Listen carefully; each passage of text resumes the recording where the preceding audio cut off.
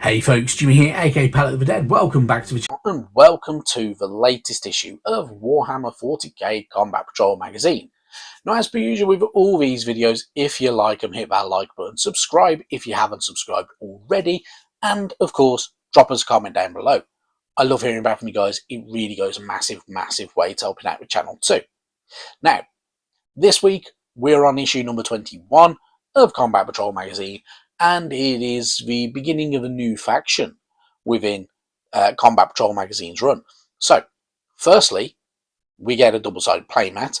Very simple. Obviously, this links to the first playmat that we had, and it'll link to the next couple that we get as well. On one side, very industrialized and such like. And on the other side, it's a bit more of a barren kind of wasteland type of effect. Pretty cool. And obviously when you link them, all four of them together, when all four of them have arrived, you can have one very large battlefield to play on. Pretty cool stuff. The other thing obviously we get, because it is the beginning of a new faction, we get new mini. This one is the Aeldari Farseer. It's very simple single sprue, very straightforward. It has some nice little details though. So for instance, on that base, you have some nice intricate little kind of runes and glyphs and such like that. That is because that links up very nicely to things like the Death Jester, the Shadow Seer, Howling Banshees, and some other Aeldari forces that have very similar parts to their bases. So pretty damn cool, pretty nifty, and more of a unique mini, which is always really good. And obviously it's the leader for this combat patrol. However, there are some things afoot with the Aeldari. Moving into this week's issue though, before we go into any of that, obviously we are greeted by the how to build guide. Very straightforward. There's a few parts, not massive amounts of parts, so it is very easy to get going with it. You shouldn't have a problem. Genuinely don't think you should. It's very simple steps, and you'll have something that looks pretty damn cool at the end of it, which is pretty good. Going on to the paint section though, entirely up to you how you want to go about doing it. If you are going to paint it red, you can do it this way. There are other ways of doing it as well. So if you wanted to go with things like, undercoat it black, for instance, and then go over your red tones like corn red and such like that and build it up that way, it will give it a bit of a darker look. So you can do that if you wish to. You do not have to though. Entirely up to you. Whatever colour scheme you want, I'm sure it's going to look great. If you're following the magazine though, you're going to do something like this, and it'll eventually turn out like this, which isn't too bad. It's not a bad paint scheme. It's not my favourite.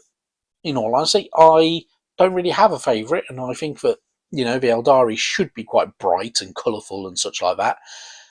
However, there's something about it. I don't care for the red paint scheme.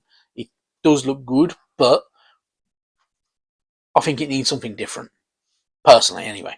Now, there are other factions, obviously, of the Aeldari that you can paint up if you wanted to. Entirely up to you. But when you're done with that, for now, you're going to have something like that. Eventually, there will be washes that go over this, like shade paints. So I'm guessing Carroburg Crimson or Reichland Flesh Shade will go over the top of that to kind of change it all together. And I'm guessing we'll get some other shades as well. So, like, maybe Null Oil might go over it or something. Who knows? I'm not 100% sure exactly what they intend to do with it, but it gives you a decent looking mini at the end of it, so it's not a bad paint scheme. It's just not one that I personally care about. But that's me. Anyway, going on from there, you get a little bit of a reading section. Give us an introduction to the Aeldari, the dwindling flame that is the Aeldari. So the Aeldari are one of the earliest known sea spacefaring species, but now they stand on the brink of extinction. After countless millennia holding sway over much of the galaxy, they are now hunted people, relying on their ancient wisdom, their strength, and their powerful technology to fend off the many threats to their existence. The Aeldari are an ancient and proud people who have beaten the odds to survive to the present day. They are kept safe by the bravery and fortitude of their warriors, the skill and wisdom of their seers, and the superiority of their technology and weaponry. Now a scattered people, many of the Aeldari live aboard craft worlds gargantuan ships containing entire self-sufficient civilizations, each one with its own unique culture and history. So, the Aeldari, a race that is kind of slowly dying out, but a bit more interesting as well. Essentially, the only kind of way I kind of look at these is they are the space elves of Warhammer 40k. They are hunted by Slaanesh, so every time they die, their souls are gradually siphoned off by Slaanesh and such like that. That is generally the way the Aeldari go, and they have a lot of interaction and kind of adversary with Slaanesh as well. They do use some pretty cool technology, though. They have some really, really good tanks like the Prism, Fire Prism, and such like that. They have some pretty cool units as well that I must admit I do quite like. I do quite like the Windrunners and such like that we are going to get later on. And they have some pretty cool walkers as well, like the Wraithblades, Wraithlord, and such like. So, they're not bad. They're pretty good. So, yeah, it's up to you how you want to go about painting them. Anywho, moving on, we have more information about the warp and the Immaterium. So the Immaterium is both essential and deadly to the many species of the galaxy. Amid this hellscape, ships, information, and pure psychic energy can be relayed across vast distances. But the Immaterium holds many terrors too. Long have many of its secrets been lost to, and those who dare to use it risk death and madness at every moment. So, the Immaterium, often called the Warp, is the alternate dimension that sits along real space and can be used to traverse vast distances one way or the other, but it is also how chaos kind of bleeds into the main universe and such like that. So, it's a bit of interesting information and a bit different, and obviously links back to kind of all the information that we need to know about the 41st millennium and how travel goes. So, pretty cool stuff. Then we're moving on to a bit of fiction. So we have fiction number 7, Mind War. So this is all to do with the Aeldari more than anything, which is always pretty cool and pretty interesting. So yeah, it's worth having a read and worth having a good bit of a glimpse at, because obviously they are a bit more of a kind of technological and also kind of mystical faction, really, in a roundabout way, with good old 40k terms. So yeah, pretty cool and pretty decent. Then we've got our collect page for Farseer. We will get, I'm guessing we're going to get data cards at some point later on with some of the other bits and pieces, so it should be really good fun. Farseer, obviously you can give them their names and such like that, so if you are going to go off this role, you are going to be using these names for the time being. There probably will be a sheet that they'll give in one of the issues where it'll have more information and more role choices and such like that as well, because that's generally how they do it, or just use one of the many, many online name generators that you can find. Dead easy. Pretty cool stuff though. But otherwise you can record their name, their deeds, and all that type of stuff as well on there. And we have our data sheet, so giving us how far they can move, their kind of abilities and such like that as well, that we'll go through over time, which is always really cool. Then we're going to move on. We have a new scenario. Scenario number 17, Behind Enemy Lines. So, with this, you are using the Farseer, you have 3 objectives, and you are going to be using a unit of 2 termagants. So, entirely up to you how you want to go about doing it, and have a bit of fun with it and enjoy. But otherwise, when you're walking through this one, you can see that basically it's all about how you roll and giving the Aeldari a bit of a chance as he's on his own to kind of get going.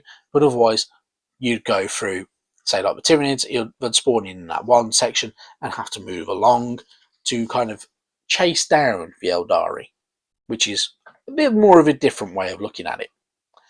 Then on this back page, obviously, we get a bit of a screenshot for good old Chaos Space Marines. We are going to get Chaos Space Marines, obviously, in a few issues' time, which will be pretty cool and pretty different and pretty interesting. And we're going to get more Aeldari, which is also pretty cool. Going on from there, though, obviously, next week, we have issue number 22, 2 paints, Aeldari Sunset and Catachan Flesh. Yeah, they're alright. Not bad paints. Yeah, if you want to use them, your choice. But yeah, you get to have a bit of fun with it. Issues 23 and 24, though, are parts 1 and 2 of our Aeldari Guardian Defenders. You can use these as Storm Guardians if you wanted to. They do have build options. The weapons platform that it comes with also has a build option as well, so entirely up to you how you want to go about doing it. But either way, you get to have a bit of fun with this one, which will be good fun and quite interesting. Obviously, with this magazine, though, we do get combat patrols over time. The thing with the Aeldari is the combat patrol that we're going to get over the course of this magazine doesn't exist anymore. Basically, GW have now discontinued it in favour of releasing a new combat patrol.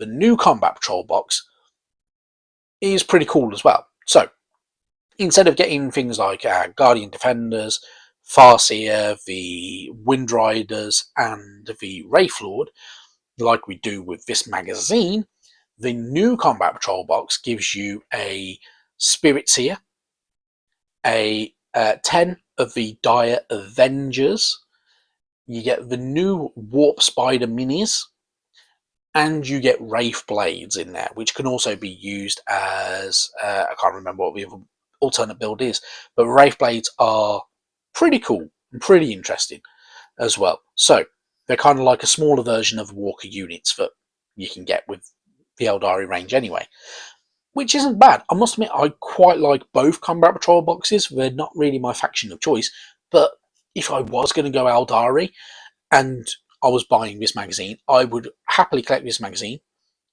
try and get a couple more issues of 22 and 23 and 24, so you got more of the Guardian Defenders, and then buy the new Combat Patrol box when that launches for those Dire Avengers, the Spirit Seer, and the Wraith Blades, and those Warp Spiders, because it makes it a little bit more interesting, gives you a bit more of a unit range, and works very, very well together. So there's a little bit more synergy with it. If you're just going to go for Combat Patrols, though, in all honesty, go with the new Combat Patrol box over this one, because that one synergizes itself a little bit better. So, your choice, though. As per usual, your choice. Anyway, that is it for this issue. Thank you very, very much for watching, and at some point we will catch up on the other issues as well, as and when they turn up. Thank you very much for watching, and I will see you sometime soon. Bye-bye now.